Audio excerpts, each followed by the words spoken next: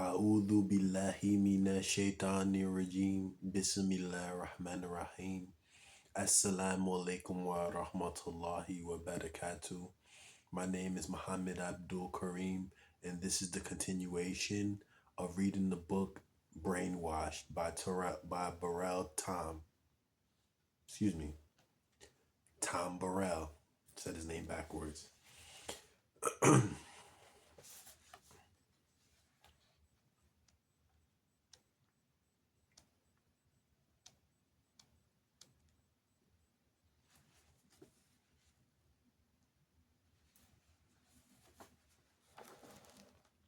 What I witnessed before is that I actually was reading into the second chapter when I thought that I was not reading into the second chapter. I thought I was reading the first chapter, but I actually, I believe I completed. Yeah, I completed the first chapter last chapter ago. So I'll make sure that I title it correctly for the reference on the video as the title or so, or for the title or so. But to carry on, the continuation of this chapter is called Relationship Wrecks. Why can't we form strong families? And the section that we're at is called Family by Another Name. For the slave owner, keeping black families united garnered less of their attention than breeding and selling livestock. A key component to establishing the Beast brand was treating and breeding black men and women like farm animals. The domestic sale and breeding of African Americans for slave markets remained legal until early 1808.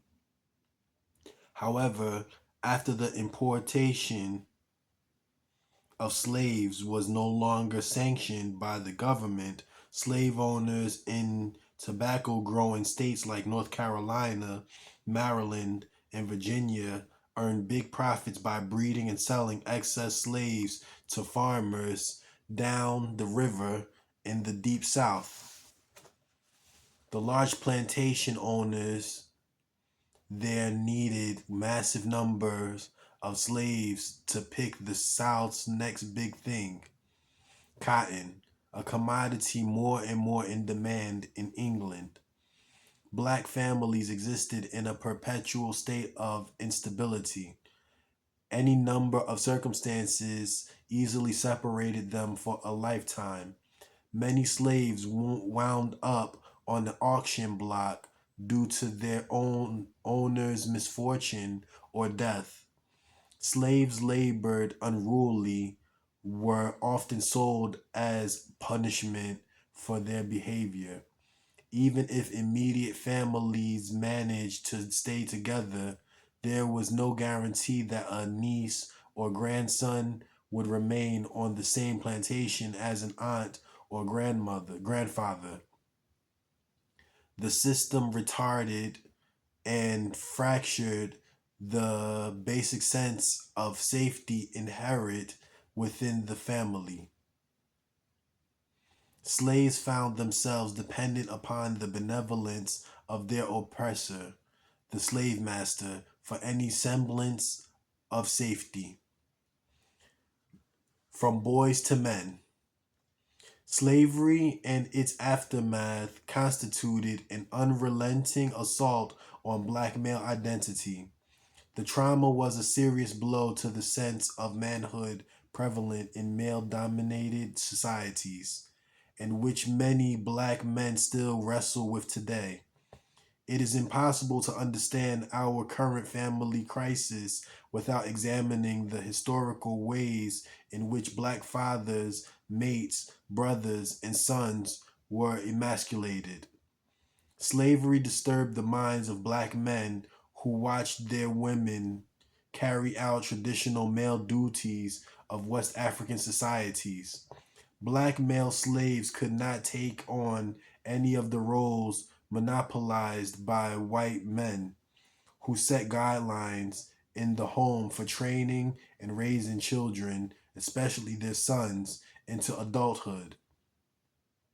Renowned anthropologist Margaret Mead, as noted in the 1965 U.S. Department of Labor report, The Negro Family, explained the consequences of manipulating the family hierarchy. With the family, each new generation of young males learns the appropriate nurturing behavior and superimposes upon their biologically given maleness. This learned parental role. When the family breaks down, as it does under slavery, these deliberate lines of transmission are broken.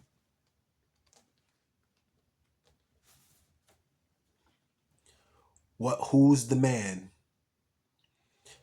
As empathetic as female slaves were to the plight of their husbands, who were deprived of the roles of protector and leader, the fact remains that the slave master was, by design, the real provider of safety and security. Oftentimes, she demeaned herself. She grinned, shuffled, and hustled to protect her family. And the power dynamic didn't change after emancipation. Jim Crow, segregation, and institutionalized racism cemented the rule of law in white male hands. For centuries, black women understood that the natural order of male female relationships didn't apply. No matter how much she understood why her man couldn't protect her, the unnatural code of survival seeded subliminal contempt. You didn't protect me.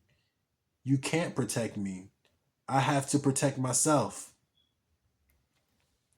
Black woman, white world.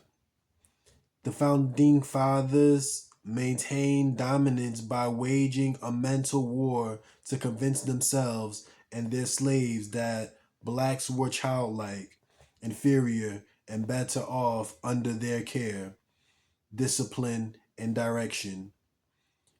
In a twisted form of mental manipulation and male dominance, white men worked to persuade black women that black men were unreliable, docile, and unsuited for leadership roles. Propaganda reinforced the notion that black women and their children were safer in a white controlled environment. Black women, deemed less threatening, were more often assigned roles as house servants. They were allowed indoors to suckle white babies and to tend to white families' every need. This role was seen as a step up from grueling field work. Into the late 20th century, even during the harshest economic times, maid service and house cleaning in white, well to do households were always options available for black women. In caricature, even after slavery ended, black men were depicted as vile, buffoonish loafers who thrived in neighborhoods filled with corruption and vice. Juxtaposed against this were images of black women happily separated from these men, enjoying safety and privilege in the sanctity of calm, well ordered, clean, and wholesome white environments. In early American literature and numerous films, black women were portrayed as part of the white family, a la Aunt Jemima, wholly dependent on the benevolence of white men and blissfully serving the family.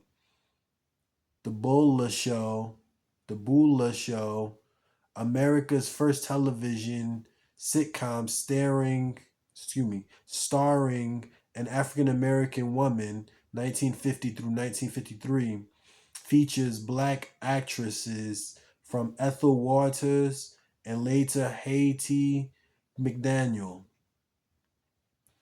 Advertising for the show hype Bula as the beloved servant who served as the queen of the kitchen and managed the household.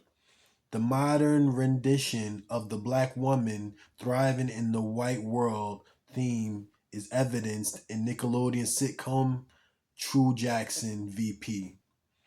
In this bubblegum series, a black teenage girl, Kiki Palmer, wins a prize job at a successful white owned high fashion company.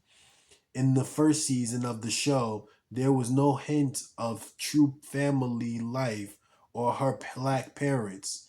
Her best friends are not black, and she falls for the white nephew of the company's eccentric white male boss.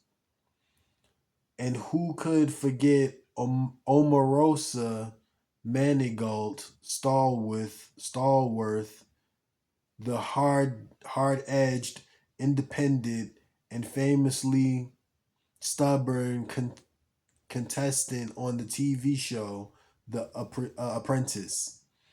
Even though it's promoted as a reality show, writers still script the roles for best effect. Amorosa fit the popular stereotypical role of the corporate black bitch who would backstab, brown nose, mooch, and do whatever necessary to win the favor of the white mega boss Donald Trump.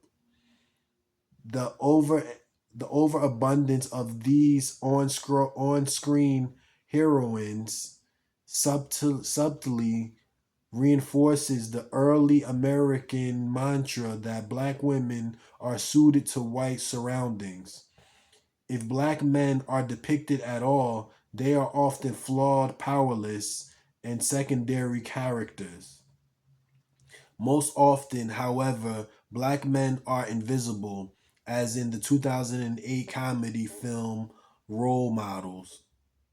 In the film, a black mother, Nicole Randall Johnson, depends on a white, hard drinking, dope smoking womanizer, Sean William Scott, to reinforce her trouble, foul mouthed, ill tempered, booby watcher, 10-year-old son, Boobay J. Thompson, who was abandoned without explanation by his black father. Role Models is but a modern day echo of a slave era theme. Of course, a black woman would turn to a boozing, irresponsible white man to save her son. After all, she knows she can't depend on a black man to protect her or raise her own children. The seeds of mutual disrespect are rooted deep in the foundation of blackness. Media messages on a subconscious level remind blacks of their inferior status and their roles designated during slavery of irresponsible childlike wards of an almighty, all-powerful, superior white society.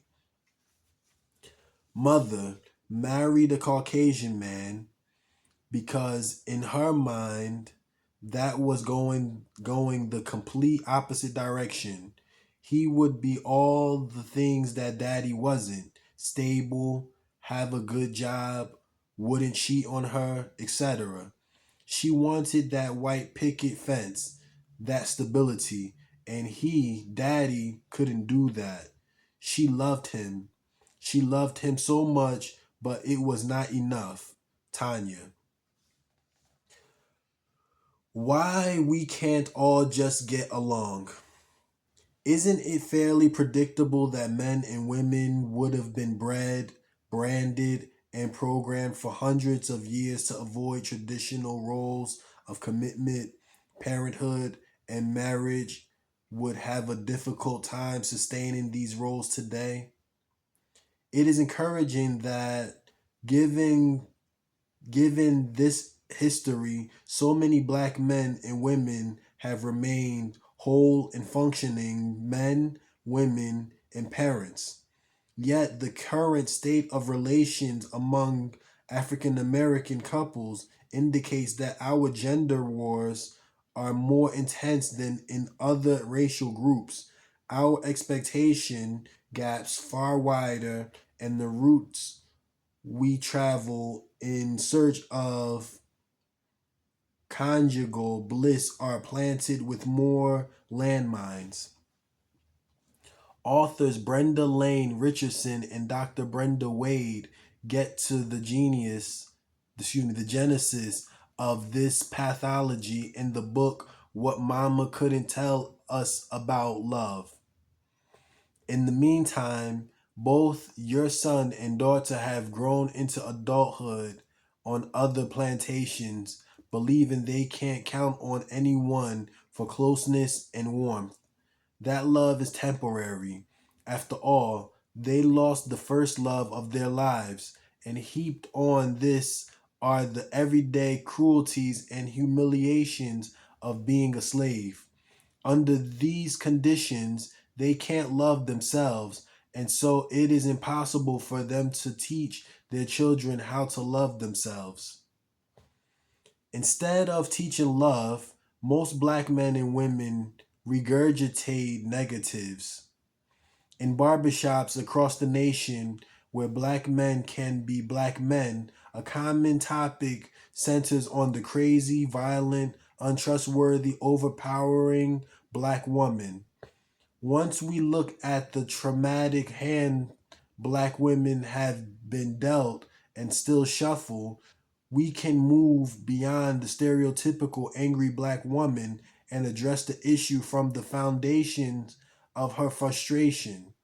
If we dissect the brainwashing campaign, black men may recognize that inherent in our negative descriptors of black women, we are still grappling with an age old fear that we are less than and cannot meet societal expectations. It's simply easier to write black women off as crazy than confront the white man's truths. The things men who say the things men would say about black women don't let you get away with anything.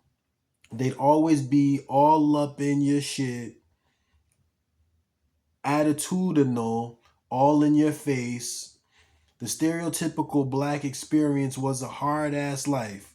Black men want to escape from that, and unfortunately black women represented that. You can't leave this box you've been painted into unless you leave her behind. James, age 32. When women get together and talk about men, the news is almost always bad news. Writes Bell Hooks, the feminist social critic, and we real cool. Black men are in masculinity. If the topic gets specific, and the focus is on black men, the news is even worse. Is it any wonder that the pain resulting from fractured relationships infuses art, literature, and song? The black woman who subconsciously considers herself unworthy has steeled herself to expect less love, less understanding, less compassion.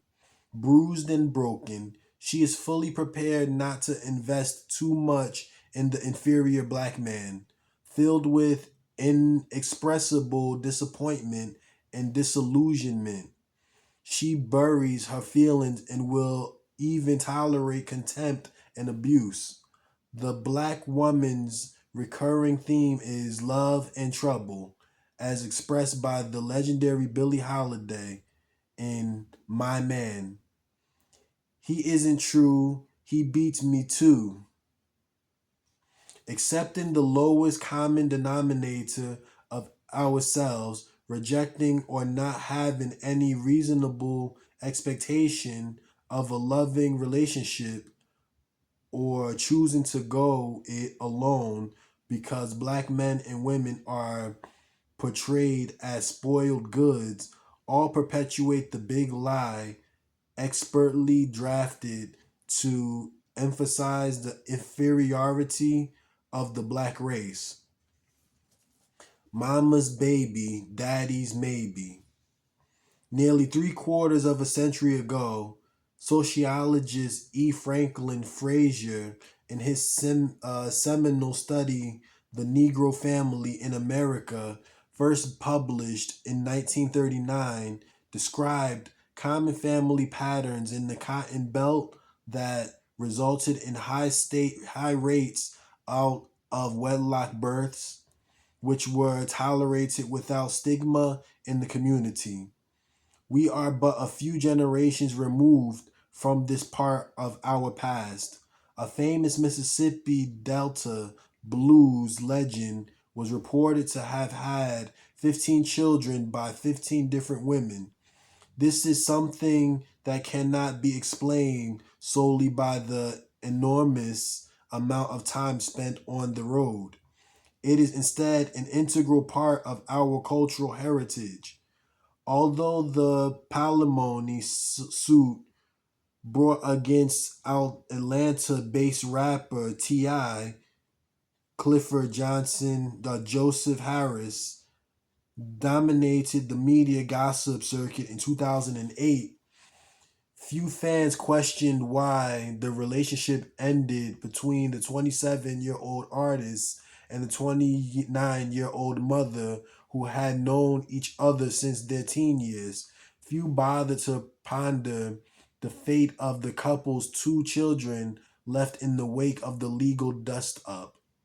Famous absentee black fathers sometimes boast of their studliness.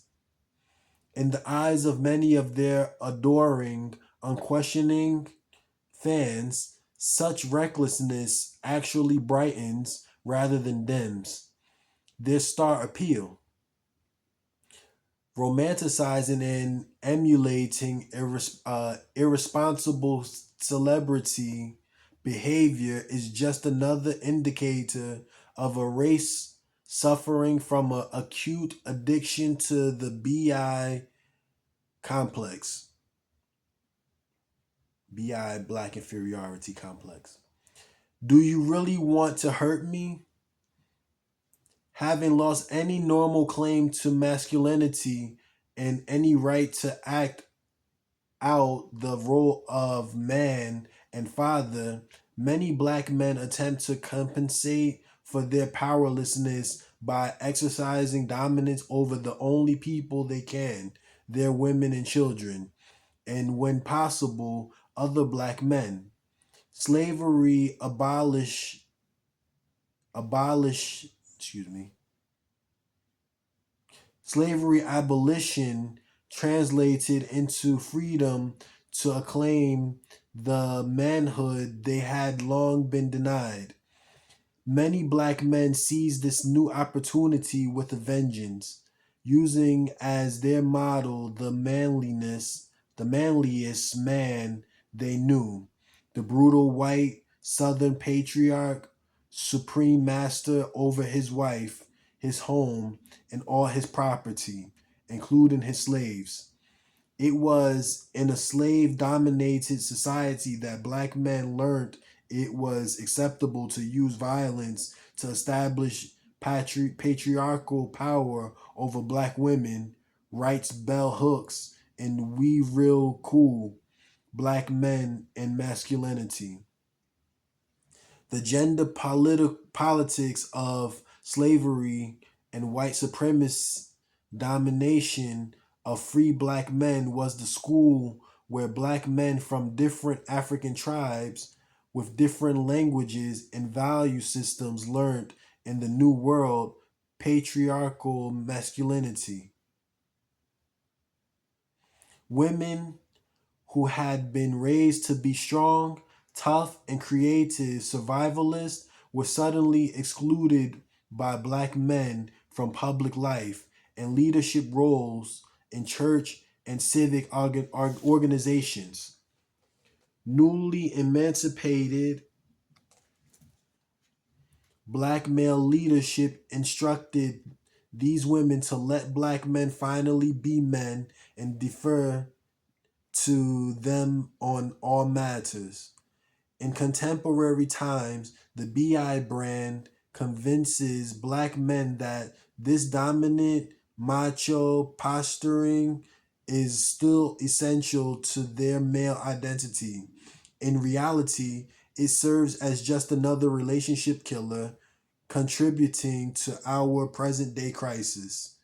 Secondly, this attitude is an assault on the spirit of strong black women who expect and deserve full parity. It is this culture of male dominance that leads many men to accuse black women of being ball busters if they refuse to be subservient. The image that black women are shackled with feels like a ball and chain. She's a reminder of how the world sees you and what you can and cannot change. It's scary and it's a disservice to strong black women, but it's part of what scares men away. James. In search of manhood. To black to be black in America is to be tense, anxious, and often fearful, is if not outright angry. Intimate relationships often become the central arena where black men today can vent racial frustrations. While he struggles to grasp manhood in a society that holds it from him at arm's length, the befuddled black man lashes out violently at the woman he feels is undermining his fragile authority. This pattern often intensifies when a black middle class or professional woman is on the fast track in the white corporate world while the man still struggles merely to gain access. The black male dominance ideology that fuels marital tension and leads to physical or emotional abuse is no new phenomenon. In Trouble in Mind, Leon Litwack's History of Blacks in the Jim Crow South, the author describes widespread incidents of men lashing out at women for no other reason than to exercise a male prerogative and to subdue independent spirits. In his essay, Open Letter to an American Woman, Kevin Powell, a New York writer, offers a contemporary explanation of his attitude towards women. And just like most males in America, I too was taught in school, at home, on the streets and playgrounds, at the churches I attended as a youth, and via popular culture that to be a man is to forever be in a position of power and advantage over women and girls. That flawed concept of maleness meant not only dominating women and girls, but having little to no regard for their health and wellness, for their safety, for their bodies. I'm going to end here.